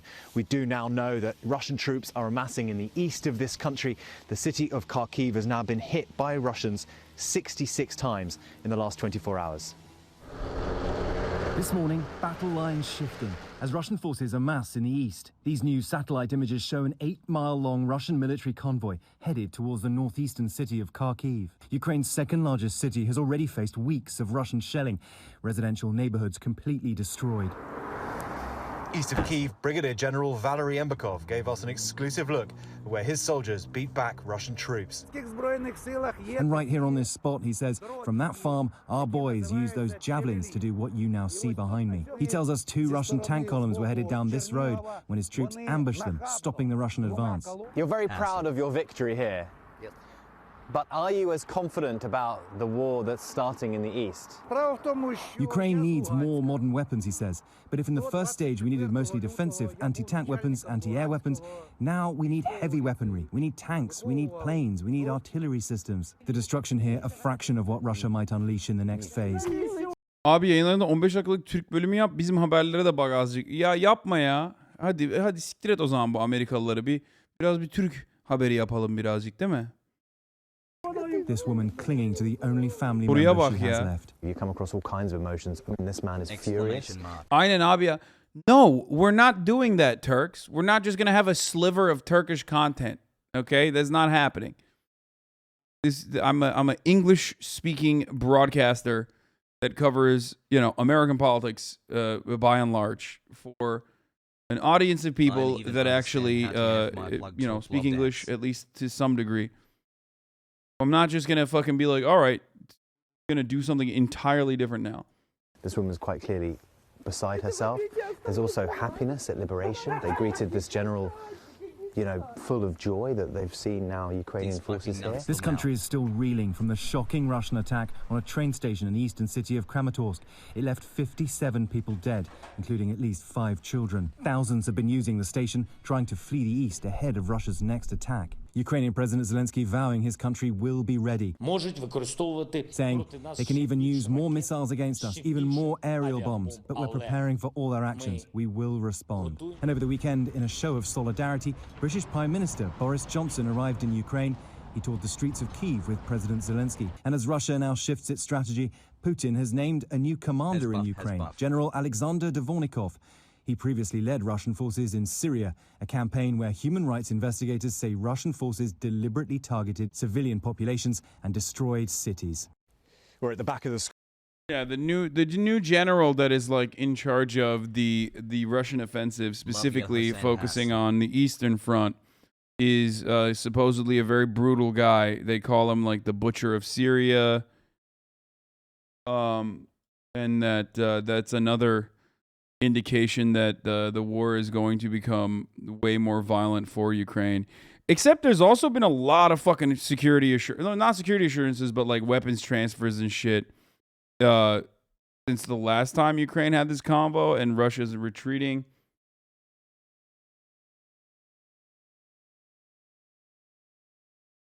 Why are people coming in here and being like, is it true that Russia used chemical weapons? Like, I love you guys for coming to me for your news, but I'm not in fucking Mariupol, man. I don't know if they actually, it literally just happened. How am I supposed to know if like they actually, in an area where there's literally no fucking news outlets, like no news outlets whatsoever currently in that region. And you're just like, bro, is it true? Can you tell me? Like they used, it's completely unconfirmed Okay, we have no idea. They could have. And like sending me Iya Ponomarenko tweets is not gonna. This is not a credible news resource. Okay. Like this, and unless we forget about the fact that Russian collaborators boasted about the use of chemical warfare forces against the Ukrainian defenders on the Azovstal just on the attack's day. Like, it can be true. It probably is, but I don't fucking know. So I don't know yet. Like, there has to be more information for us to make such a claim. The only source on this matter is just Azov right now, which is also because they're like the primary communication out of that region at the moment. Because that's the headquarters. School now here, and you can just see the level of devastation. This was a school bus completely destroyed. And we are getting an idea of what Russian troops were doing while they were here, while they were occupying this country. And a lot of it was looting, a lot of it was stealing valuable items that they could identify. Now, these are computer monitors that have been taken out of the building. They didn't quite get all of them. These are white goods here. You can see washing machines and other items. They were just trying to steal as much as they could from buildings like these, which they identified as being modern and full of valuable items. Now, as you can see, there's a lot of rebuilding to do now in this part of the country. But over in the east, there is reinforcement. This country is preparing for the second phase of this war. Hi, everyone. George Stephanopoulos here. Thanks for checking out the ABC. To that high-stakes presidential election in France after Sunday's vote. We already covered the French election already. Okay, there's a Texas DA. What's happening in Pakistan? Let's do Pakistan. Tens of thousands of supporters of Pakistan's former Prime Minister Imran Khan took to the streets across several major cities to protest their leader's ousting from power. Overseas Pakistanis also staged rallies in other countries like the UK, US, Australia and the UAE. Khan was removed from power through a no-trust vote in Parliament after allied parties in his coalition government jumped ship to join an opposition movement to oust him over allegations. I mean, I basically mentioned all of this earlier today, but, you know, let's do it. Let's double up on the Pakistan news because the Pakistani chatters are very fucking excited for me to finally mention their country for the first time. So here. Bungling foreign policy and economic mismanagement. Khan's exit came after his attempt to side-skirt the no-confidence vote and dissolve the parliament was termed unconstitutional by the Supreme Court. Khan says the US has been working behind the scenes to bring him down due to his close ties with China and Russia, and asked supporters to protest the foreign conspiracy of a regime change.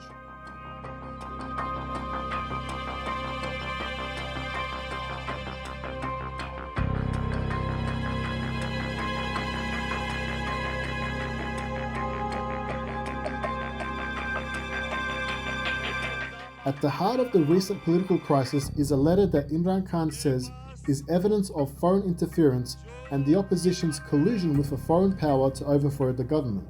The letter, purportedly sent by US official Donald Lu, the US Assistant Secretary of State for South and Central Asian Affairs, allegedly warned Islamabad's outgoing envoy to Washington, Asad Majid, of implications for Pakistan-US ties if Khan survived the no-confidence vote.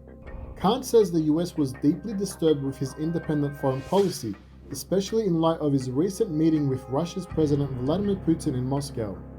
Khan has also been a longtime critic of the US so-called war on terror and its drone campaign. The US has denied interference and Pakistan's opposition parties have termed the letter fake.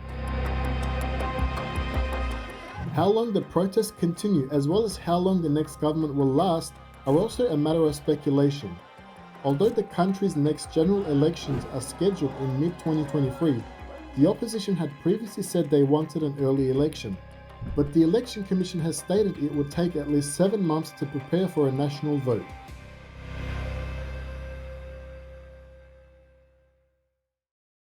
Tonight, murder charges have been dropped against a Texas woman after she alleged. I mean, that basically covers it.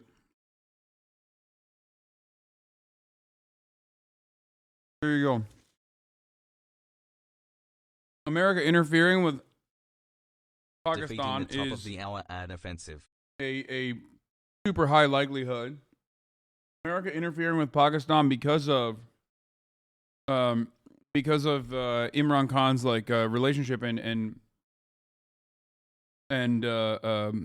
opinion on like aligning with Russia while still being a American, client state, the CIA military base basically is of course like Imran Khan thought he was Modi or some shit, I think. Like I don't know why the fuck he did that.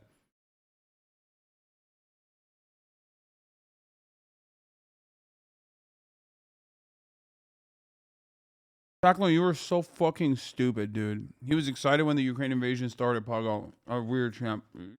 Like, I don't know how to respond to you anymore.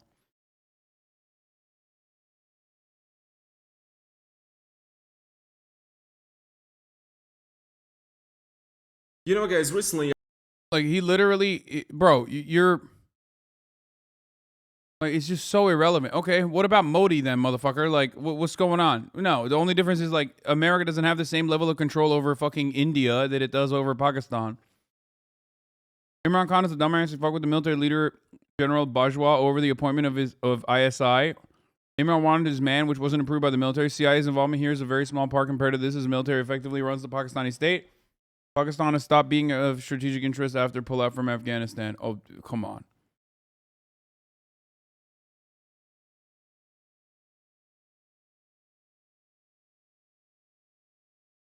Like I don't know individually whether the General Bajwa that you're referencing is not like is not like a. As much as I know about my opinion on Pakistan, and this analysis almost exclusively comes from what I know about America's involvement in Pakistan. Now I don't know if that dude that you're mentioning is American or whatever, but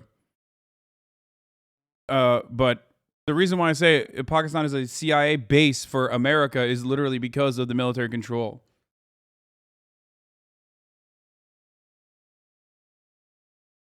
So that general probably was, I assume that general is not a general without America's interests or without America's know-how.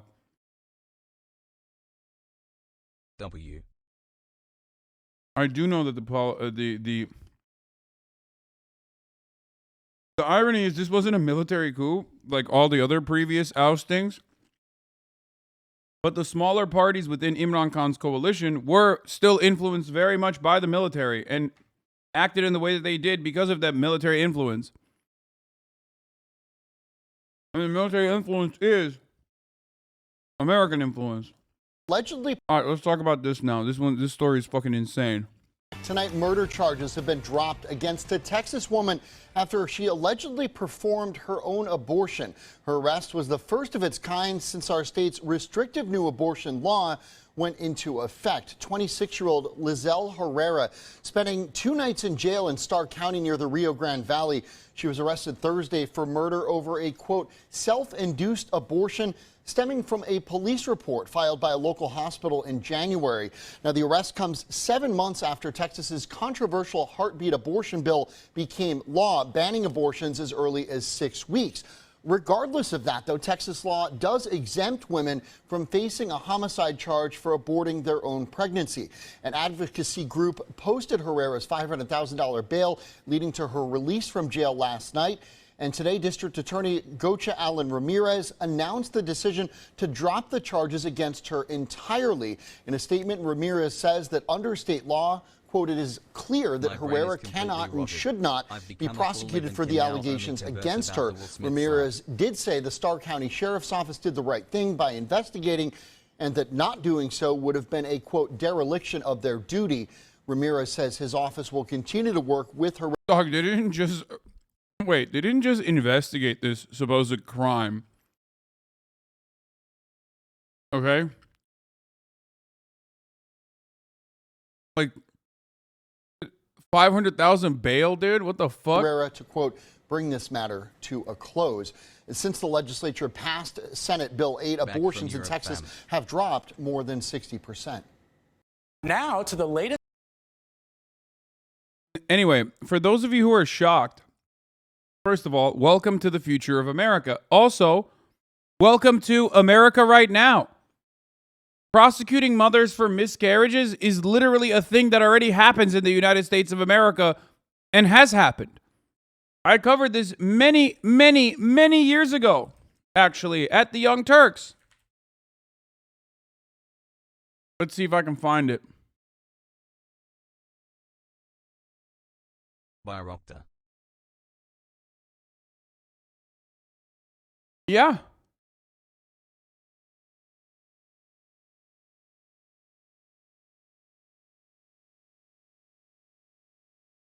Is this it? That could be the first step toward.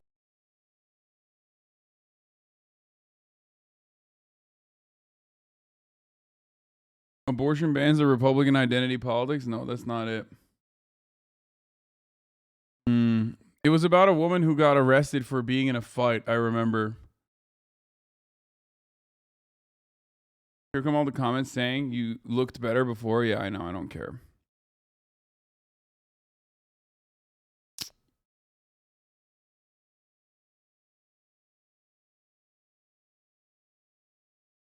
Boner.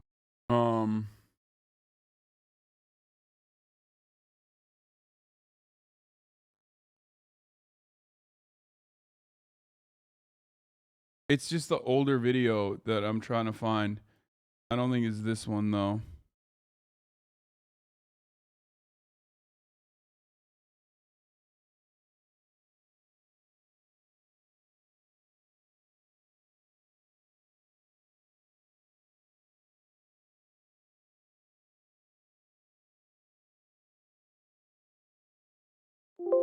From the river to the sea.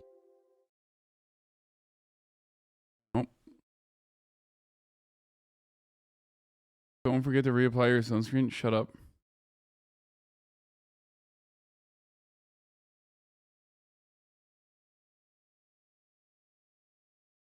We're not gonna do. Thank you at HasanAbi less than 3 less than 3 less than 3. Pre-COVID, HasanAbi had so much potential. What the fuck does that... Dude, fuck off, dude. Actually, fuck yourself, dude. Okay? What the fuck kind of dumbass 6-month subscriber bullshit is this, dude? Suck my cock. Pre-COVID, Hasan had so much potential. I still have the potential to fuck your mom, okay? Dumb bitch. People literally think like they're making a positive comment while also simultaneously behaving in an incredibly psychotic way. You know what I mean? Like, that's a psycho thing to fucking say, dude. You're not even funny. You're just a fucking asshole, dude. Holy shit. Why? Why do you think it's, like, appropriate to say shit like this? Like, it directly in here. I'm not going to watch the Bayraktar Turkish drone. I'm looking for a very specific video, okay?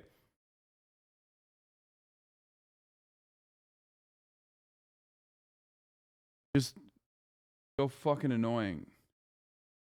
Criminalizing abortions. Abortion is a conversation that's back on the scene. Let's talk about it. 17 we'll be looking months at of bench brain bureau's rot. arguments Let's because go. nothing's better than two men talking about legislation that has no effect on their bodies whatsoever. Progress. Now here's my broad view. Abortions should be 100% legal. They should be safe and hopefully not. It's not this. It's not this one. But Hassle. There's another Very one. common. I think you can be pro-life and pro-choice at the same time. Most people actually are. You can choose not to get an abortion, but you shouldn't deny others that same liberty, especially since it is a fact that an abortion ban does not decrease abortions, it just makes them incredibly unsafe. But here's how the big anti-abortion advocate Ben Shapiro approaches this subject, with a lot of feelings and not necessarily a lot of facts, starting by describing a partial birth abortion to make his argument that this is representative of all abortions. This is a baby it was a picture of a baby that was aborted by Kermit Gosnell. Now this is a partial birth abortion where It's not real.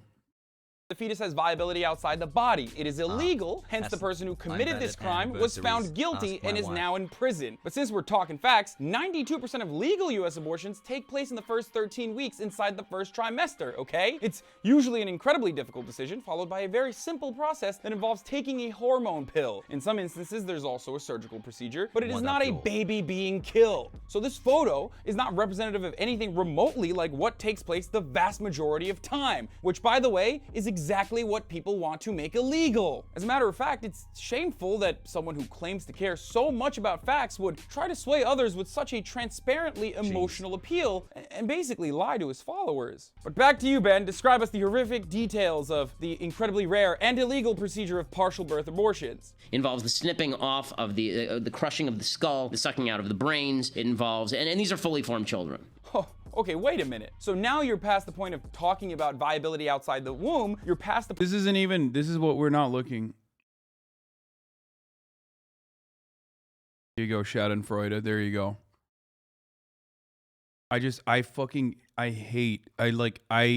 I know a lot of you are just like absolutely brainless, fucking mindless freaks when it comes to like talking about my looks or talking about all this shit, but it is so fucking annoying. Shut the fuck up, okay?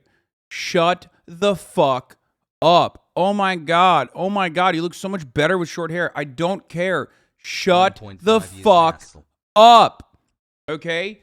We are trying to fucking look at the news, trying to cover the news. And if you're hyper focusing on like the way I look, stop fucking being weird. Okay? Stop. It's so fucking annoying. And the worst part about this is that I obviously fucking foolishly violated my own rule of ever fucking taking the bait. I should have just never mentioned it and should have fucking moved on. But I didn't. I took the bait, so now everyone is going to say shit. It's so fucking annoying.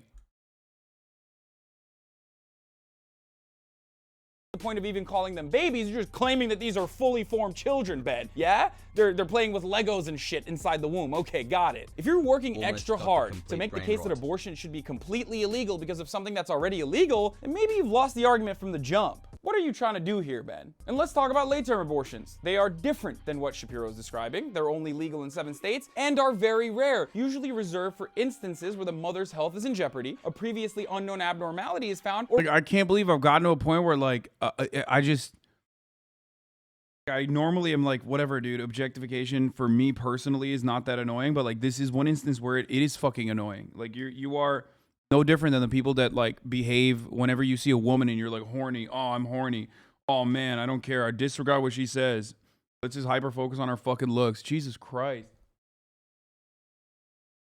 After a while, it does break my fucking brain. I'm like, stop.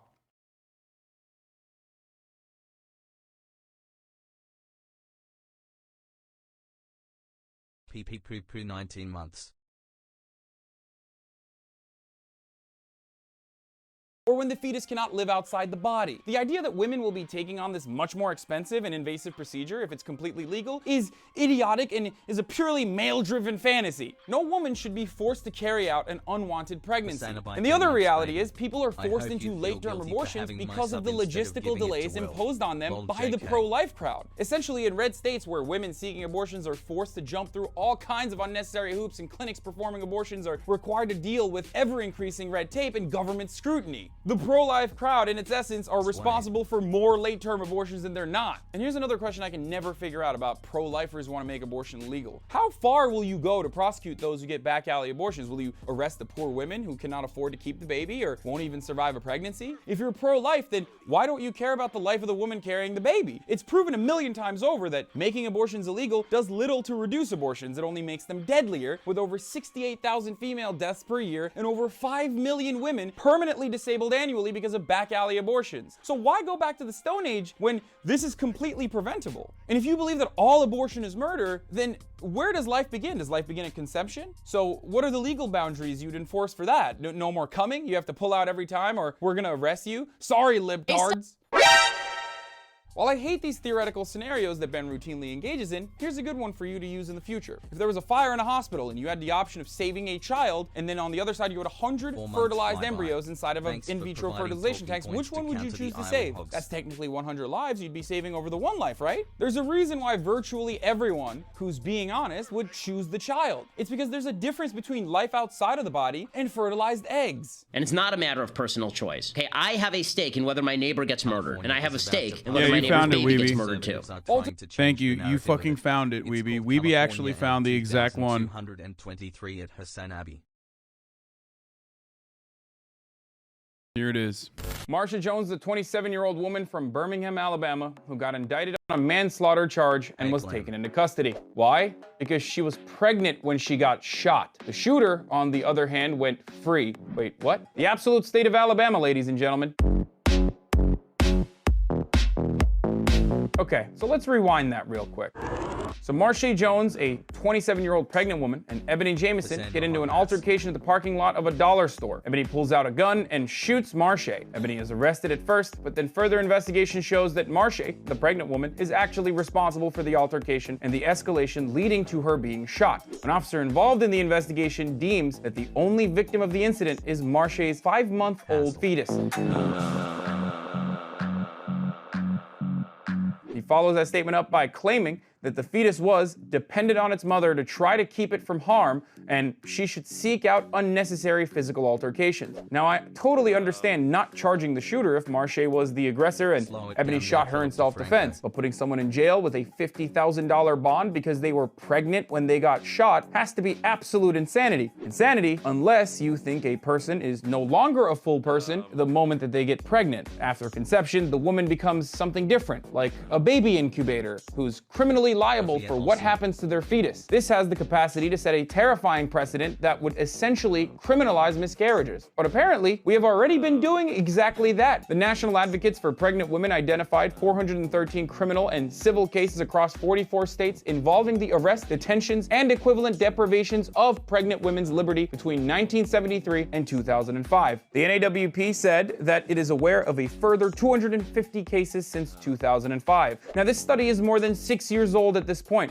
but the findings are terrifying. There's a case in Ohio where a judge kept a woman in prison to prevent her from having an abortion. Another case in Oregon where a woman was locked in a psychiatric ward for refusing a doctor's recommendation on getting additional testing for gestational diabetes. A DC court order that forced a critically ill woman to undergo a C-section despite her personal objections, which ended with both the baby and the woman dying. And this even happens in New York, apparently, where in 2008, a pregnant woman was charged with manslaughter for getting in a car accident. A woman in Arkansas gave birth at home to twins who were born dead, so she panicked and tried to hide the bodies. A medical examiner determined that the babies had died in the womb and that she had no illegal substances in her body, and yet she still awaits trial with a $50,000 bond for 2 counts of abuse of a corpse, which carries a minimum of 3 years in jail. I mean, what's next? Should we start placing pregnant women under citizen's arrest if we see them drinking a glass of wine? Should we start jailing women for not taking their pregnancy gummy vitamins, for shoveling snow outside, or not staying in bed all day? I mean, these are all potentially harmful to a fetus. So now they're technically attempts at manslaughter, right? And that's precisely the issue with prosecuting pregnancy laws. Annually, there are nearly 1 million known pregnancies that end in miscarriage or stillbirth. We would have to jail, or at the very least, prosecute 1 million women annually. But I guess some people don't take issue with this future. In case you do, please share this video with your friends and leave your thoughts in the comments below. I'm Hasan Piker, and this has been The Breakdown.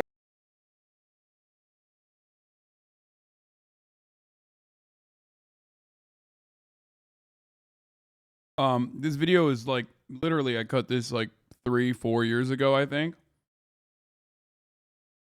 And it's still the same bullshit. You know what I mean?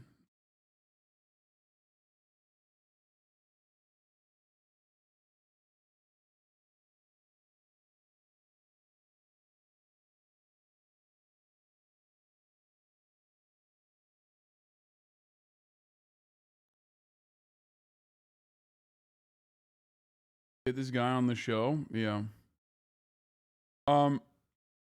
It's not that the reason why I wanted to show this was because it is exactly it's exactly relevant to the conversation about Texas. And it happens, and it continues to happen, and the Republicans want a future where it would happen all the time. If you didn't kick off on Twitch, you would have been a YouTube demon? Yes.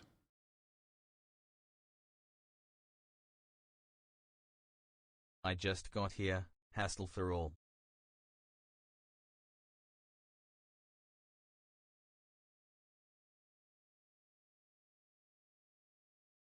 Feel something I get from MTV, not the content, but the editing style. I'm sure it's mimic, but still I impressive. have defeated the top of the hour ad break after ascending. Yeah, these are. You have old videos like this where reviews have changed or evolved. Kind of cool seeing news being consistent. Just curious if there are any takes that have evolved as you grew up and got live XP. No. Hasan, have you ever been to Tunisia? Yes, I wrote the scripts by myself.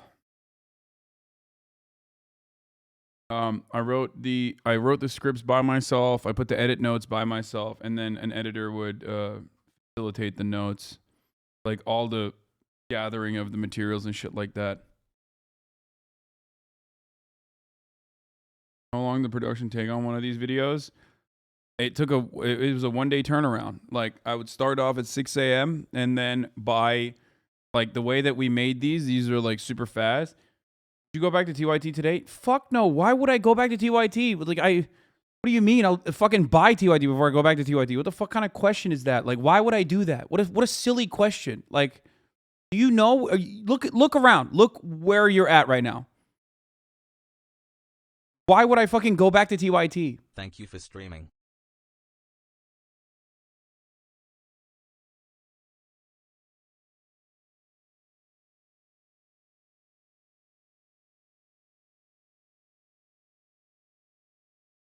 Have you ever edited a video? It's hard. Yes. That's why I was able to give good notes on how to edit.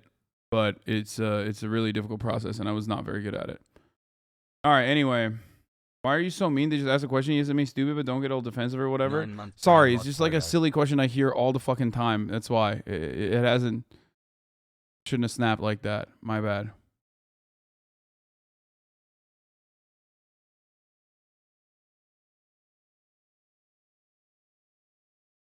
Also, it's because I'm on edge. I got really fucking annoyed when chat started doing the thing that they do all the time where they're like, oh, dude, you're so hot. You were so much hotter back then. Let's not even focus on the video. Let's focus on like how hot you were back then. I don't like your personal fucking hair right now.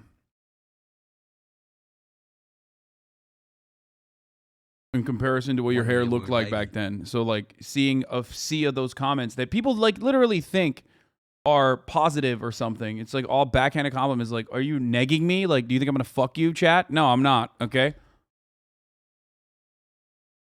Anyway, it just got me on edge. I fucking hate it. It's just radicalized by radicalize. This twist in the Elon Musk Twitter saga. I want to keep you holding on the edge of your seat. We told you last week the world's richest man recently bought a 9.2% stake in the social media company that he has often criticized.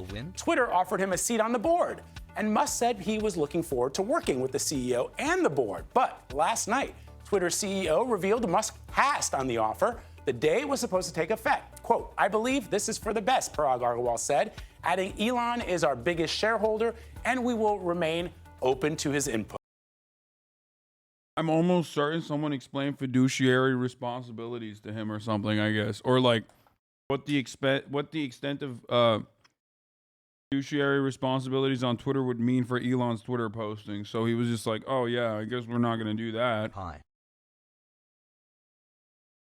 Fuck that shit. Musk tweeted this early. He tweeted this early this morning. It has now been deleted. What does that mean, Vlad? Well, I mean, so we were sort of joking with Shauna Thomas, our executive producer, that a lot of people think Elon Musk is sort of like a Bond villain now. That is a very Bond villain move to pull, like a little emoji He's saying. not a Bond villain. He just thinks outside the box. It's never boring. He's always got a master game plan. I will say it's never boring. Is there a master plan? I don't know. He spent the weekend also disparaging and criticizing Twitter, and pointing out that some famous people don't tweet that much, and I don't know. Do you want that out of your biggest shareholder? Elon doesn't just do stuff randomly. I don't believe that. Elon's going to Elon. I wasn't.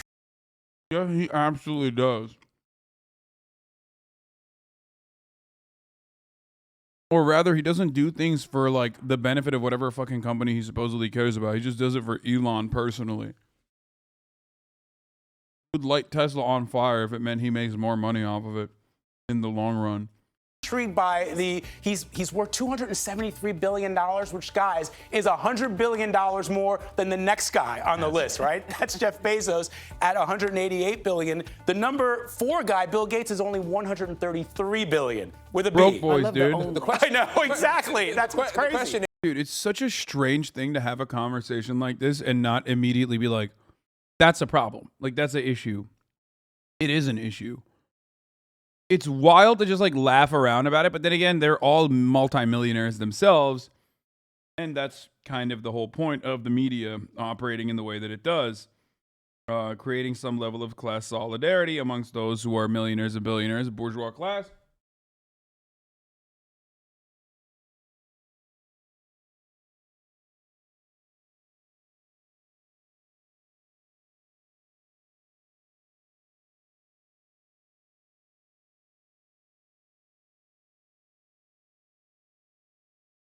Additionally hilarious. Eat the rich. It's Elon Musk that we're talking about, who is not only like obviously the wealthiest person on the planet, but also not even good at what he's supposed to do. Like, he's just a charlatan. Anyway, data brokers. Last week tonight, we're moving on to John Oliver. Like, there's no shot they don't have a fat legal team. You know what I mean?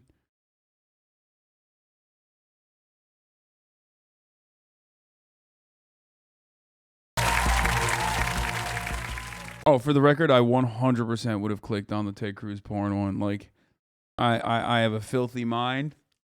I'm a filthy human being. I'm a bad boy, and I want to know what kind of absolute fucking psychopaths are out there straight the fuck up, just, you know, behaving in this way. Not making an excuse. The likelihood that Congress would click on an ad is also super high. Like, I don't think I've ever clicked on an ad. Like, the likelihood that a staffer is going to click on an ad is lower than the likelihood that a congressperson is going to click on an ad too, just by how old they are.